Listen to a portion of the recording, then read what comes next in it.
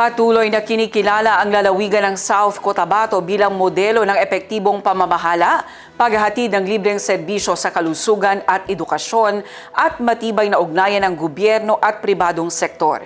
Isang patunay umano na posible ang maunlad na pamumuhay sa ilalim ng isang decentralized at federal form of government. Narito ang report.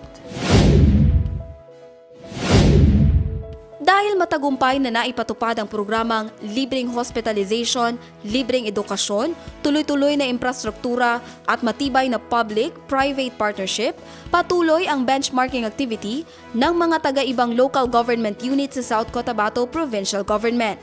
Ayon kay Governor Reynaldo Tamayo Jr., isa itong modelo na ipinapakita ang mga benepisyo ng decentralized at federal form of government.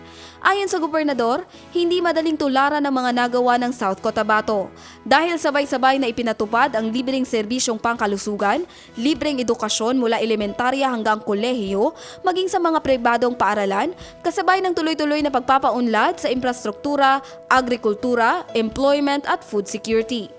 Ipinaliwanag ni Governor Tamayo na ang tagumpay ng lalawigan ay bunga ng pagkakaisa ng pamahalaang panlalawigan at pribadong sektor sa pamamagitan ng isang matibay na public-private partnership. Aniya, hindi lamang pondo ng gobyerno ang ginamit kundi maging ang suporta at puhunan ng pribadong sektor upang maisakatuparan ang mga programa. Dagdag pa ng gobernador, ang South Cotabato ay nagsisilbing Model Local Government Unit na maaari sanang maging resulta ng isang ganap na decentralized at federal form of government. Aniya, kung ganap na maililipat sa mga lokal na pamahalaan ng kapangyarihan at pondo, mas matitiyak ang mabisang serbisyo, mababawasan ang korupsyon at mas mapapabuti ang kalidad ng buhay ng bawat Pilipino.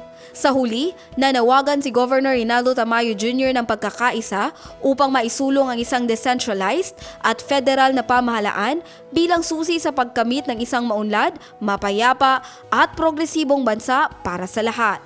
Jen Garcia, iMinds, Philippines.